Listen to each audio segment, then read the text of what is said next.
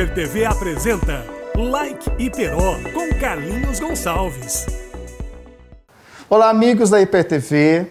Eu converso agora me sentindo extremamente privilegiado com a Heloísa Helena Frank Nogueira Lucas, juíza de Direito da 2ª Vara do Fórum de Boituva. É um grande privilégio a todos nós. Excelência, muito obrigado pela sua atenção, por nos receber. Eu sei que a sua agenda, sabemos todos que a sua agenda é extremamente concorrida. Muito obrigado. Eu agradeço e é um prazer conhecê-lo, conhecer o seu trabalho na HyperTV também. Muito obrigado. Doutora, vamos começar falando do Dia da Justiça, para que a gente, na verdade, a nossa conversa em torno da sua entrevista girou em torno do Dia da Justiça, que é comemorado no dia 8 de dezembro. Qual o grande significado, a importância dessa data? Essa data foi oficializada, na década de 40 para 50, já é um feriado forense, que a gente chama, antigo, né? E a ideia mesmo foi celebrar, prestigiar, né, o Poder Judiciário e os servidores, né, e magistrados da Justiça, né, nacional, é um feriado nacional. Existem algumas histórias que relacionam com o dia de Imaculada Conceição pela Igreja Católica, que também seria, né, uma padroeira da Justiça. Mas a finalidade mesmo é essa celebração, né? Esse olhar para esse poder, né, que tem um papel aí de imparcialidade dentro da sociedade, diferente dos outros poderes da República, né? Tem outras funções. Quais foram as forças, os ventos vocacionais que a levaram, que a trouxeram, aliás, ao universo da justiça? Na verdade, eu sabia sempre que a minha área de interesse, né, era as humanidades. E ali dentro dessas carreiras que me foram ofertadas ainda ali no início da vida adulta, né, eu achei que o direito correspondia mais ao meu modo de ser e também aos conhecimentos, aos meus talentos, né, com a escrita, com a redação.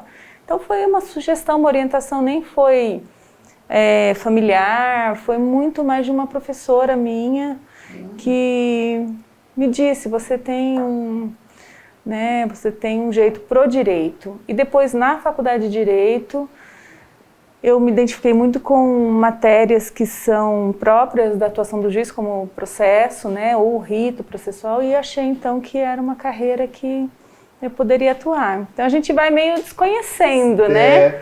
Mas uma vez chegando aqui, eu me identifiquei mesmo com essa a vocação função. é sempre o farol, né? Que nos leva ao que realmente nos traz prazer no trabalho. A senhora é de que cidade? Eu sou de São Roque. São Roque, bela mas cidade. Eu sou cidadã iperoense. Sim, e boituvense também, mas sou nascida em São Roque. São Roque é uma cidade incrível, né? Eu tenho muitos amigos lá, é uma cidade prodigiosa, turística, sempre alegre, eu tenho grandes amigos lá. E a senhora é cidadã iperoense e boituvense. Essas duas cidades, elas representam muito na sua vida, não só em trabalho, como também de amigos e relações pessoais, não? Sim, eu vim para cá em 2007, então já faz muitos anos que eu estou aqui. Meus filhos, né, eu gerei já estando aqui, e toda a minha evolução profissional eu percebo que aconteceu aqui, né? Então, quando eu cheguei em 2007, certamente eu já não sou a mesma em 2021. Sim. E é muito bom de ver essa trajetória dentro dessa comunidade, né? Eu vim para Boituva por um acaso, porque eu não tenho vínculos aqui, e era a cidade mais próxima de São Roque, quando havia lá a seleção de cidades para promoção. Então foi um acaso e foi um encontro, né? Eu costumo dizer a todos aqui, eu não tenho problemas. Eu não tenho problemas com os funcionários, eu não tenho problemas com a OAB, eu não tenho problemas com o público. Então é um ambiente de muito aconchego, né? Tem os seus enfrentamentos, né? Com as gestões municipais não tenho. Então eu me fiz aqui porque também não tenho motivos para sair daqui, né? Eu imagino que todos que te admiram também pensem dessa forma. Excelência, como havíamos conversado até antes da entrevista, a sua personalidade, né, eu disse, passa uma espécie de fragilidade que não é verdade, né? A sua feminilidade, enfim, sua elegância. Como enfrentar não digo, mas como se adequar e trabalhar no mundo, o mundo da justiça que é tão complexo?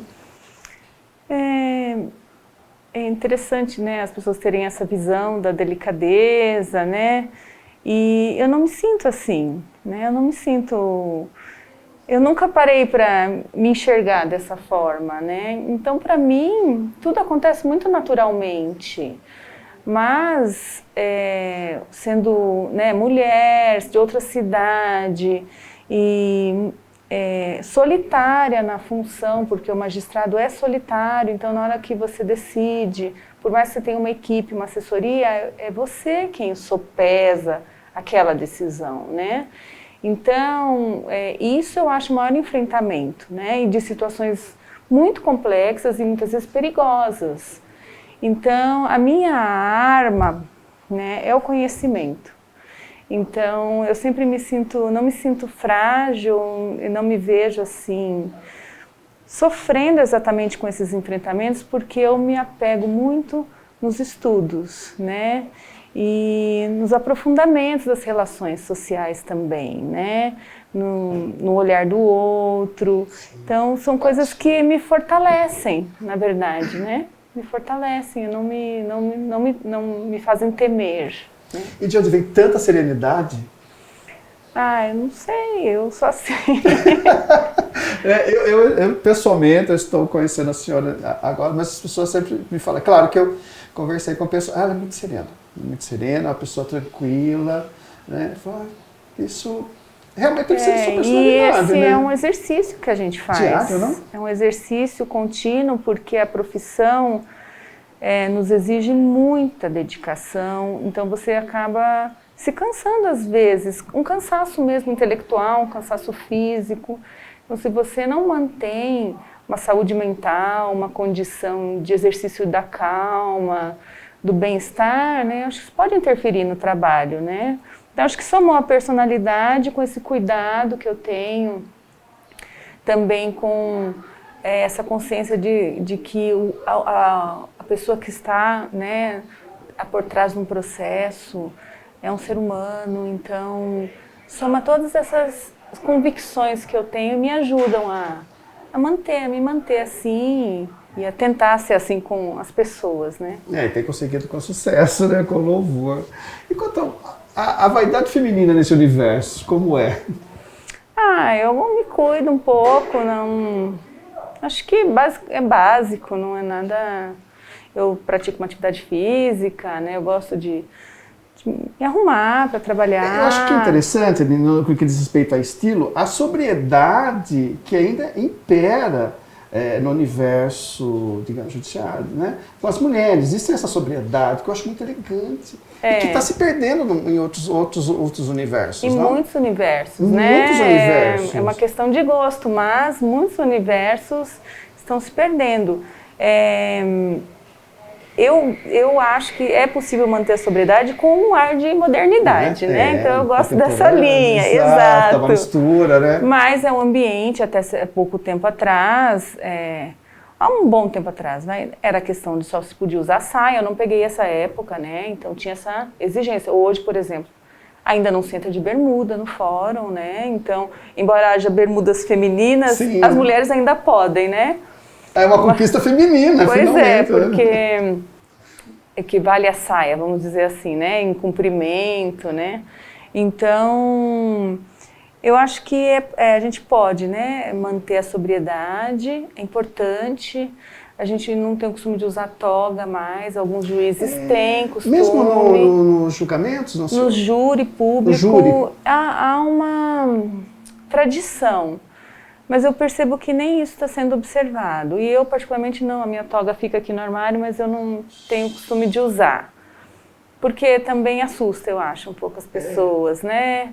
Eu acho que eleva muito o grau de austeridade, né? Então, eu não faço uso, nunca foi exigido. Ah, tá. Então não é assim, uma obrigatoriedade hoje se atuar. Até nos provimentos do tribunal consta, mas não é o mais observado estritamente e não tem problema nisso.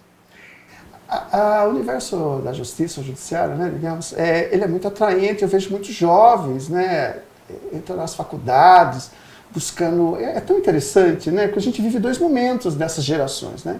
Mas existe uma grande parcela que está buscando esse conhecimento avidamente. Tem percebido isso? Eu não percebo, sabia? Eu não tenho esse contato com... eu tenho estagiários, tudo, mas não enxergo esse... Tem muito do imaginário. Então eu percebo assim, jovens que querem se formar especialistas em direito penal. Mas porque tem aquela ideia dos filmes americanos, dos júris, né? Das séries, das investigações... E a realidade é muito Sendo mais que a dura justiça americana é bem diferente da nossa, né? E a realidade é muito mais dura e crua do que isso, né?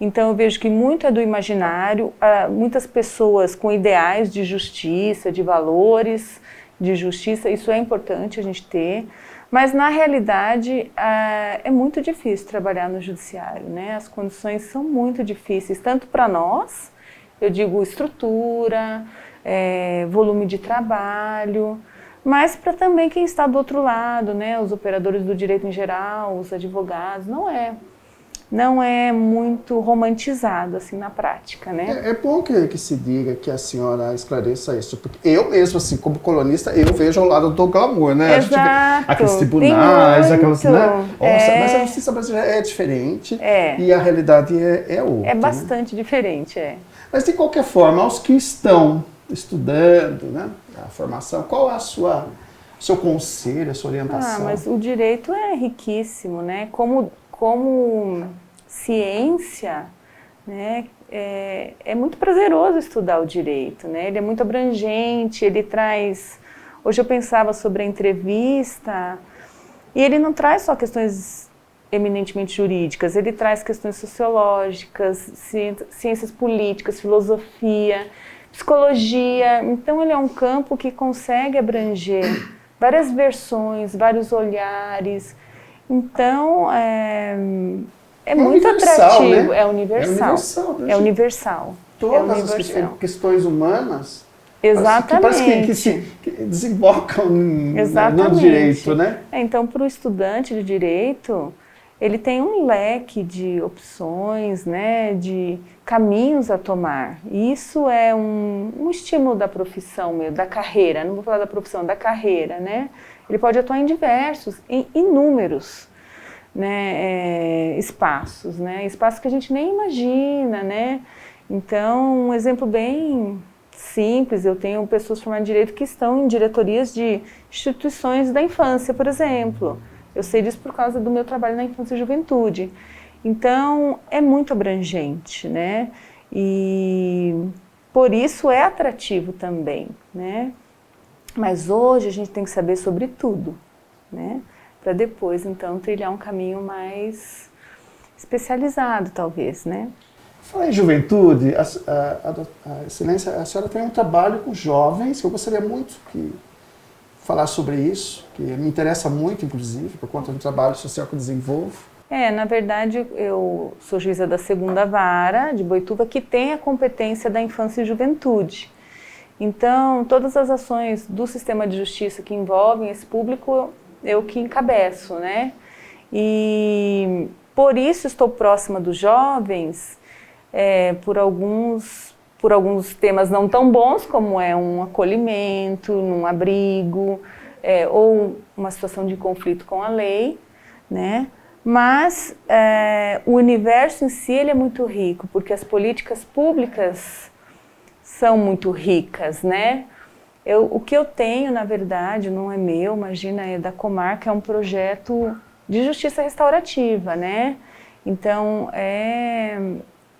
ele refoge um pouco desse nosso sistema punitivo, retributivo, e para um sistema mais reparador, baseado no diálogo. Então, é esse público que a gente traz para o diálogo e para o entendimento com outros setores com algumas instituições, com a sociedade, com a própria família, né?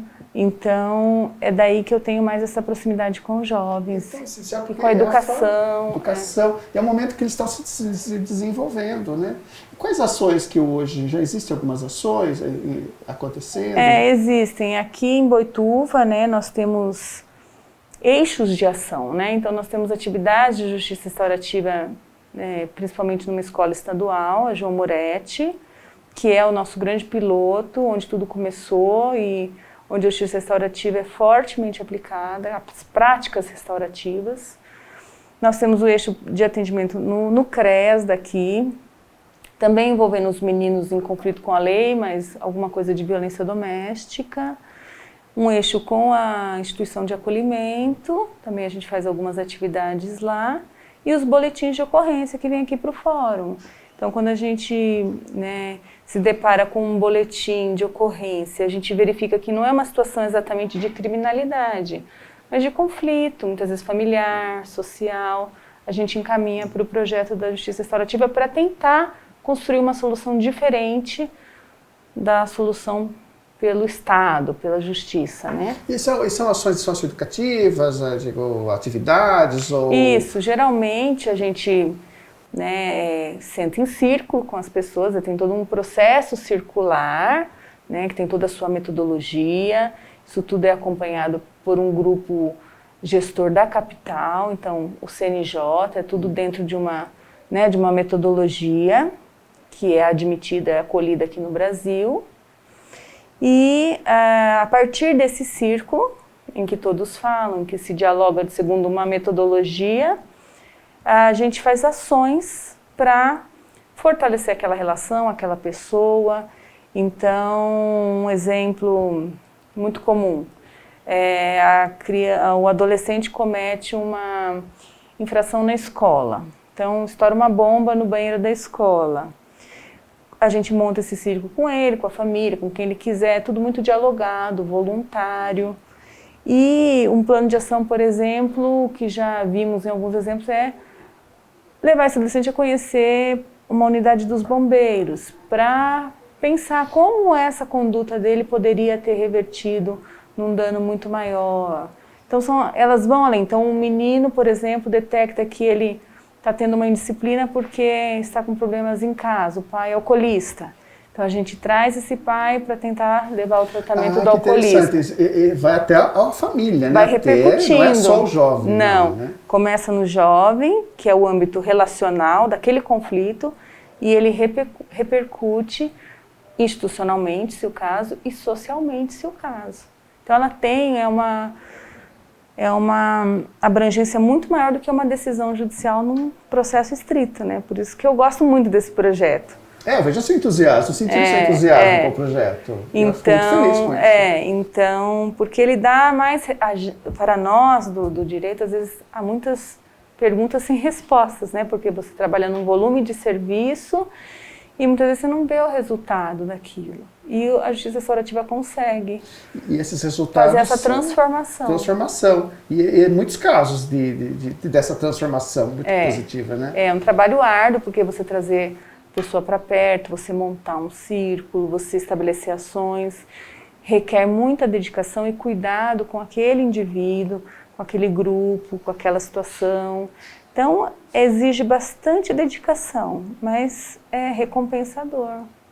O que a pandemia, do que se agravou em termos de justiça, criminalidade, dentro do seu trabalho? A pandemia, ela trouxe algumas vantagens em aspectos tecnológicos, de atendimento ao público, ou de acesso à justiça.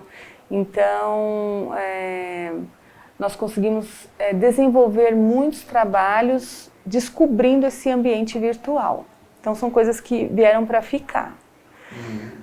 Mas a pandemia, houve um período que o fórum ficou 100% fechado. E ainda nós temos pessoas, e muitas, que não têm acesso à tecnologia, muitas mesmo. Então, essas pessoas tiveram um atendimento prejudicado, na minha visão, né? A pandemia nos afastou das relações. Então, isso também acho que gerou muitas necessidades nos aspectos relacionais. Questões sociais são patentes, questões econômicas são patentes. Então, hoje, com certeza, os processos, as demandas aumentaram em decorrência de necessidades socioeconômicas decorrentes da pandemia. Isso, para mim, é muito claro, né? E, por outro lado, algumas pessoas restaram prejudicadas, eu acho, pelo período mais grave ali da pandemia, por essa impossibilidade de acesso, por causa da questão tecnológica, né? E os números de processos aumentou bastante, né? Criminalidade. Violência contra a mulher? Muito. Esse número foi o mais retumbante. Em geral, não é aqui na comarca. Confinamento, isolamento, Exato. as pessoas se enfrentaram, atritos, né? O estresse. O estresse gerado, né? Pessoas perderam emprego. Então, muita preocupação também. As relações domésticas ficaram prejudicadas, né? E isso acabou levando a situações de violência também. Está muito presente. Isso foi muito característico dos 2 anos aqui que a gente está vivendo. E o que preocupa é que a violência contra a mulher, no âmbito doméstico, reflete na violência contra a criança, né? Então, são situações muito preocupantes, bastante. A senhora é otimista? Eu sou, né? A gente tem dia que não. Mas, no geral, como sim, todos, nós né? temos que ter esperança, né? Acreditar que a gente pode caminhar para frente. Eu sou otimista, eu acho que sim.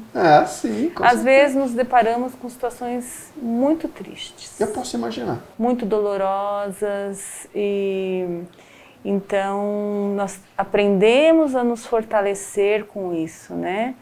Às vezes perdemos um pouco a esperança, desmotiva, mas no fundo não, sou guiada mesmo por bastante otimismo, fé, confiança. Bom, e para o futuro, você teria assim, palavras, quais são suas palavras, eu não digo mensagens, mas quais são as suas considerações para os tempos que virão, não?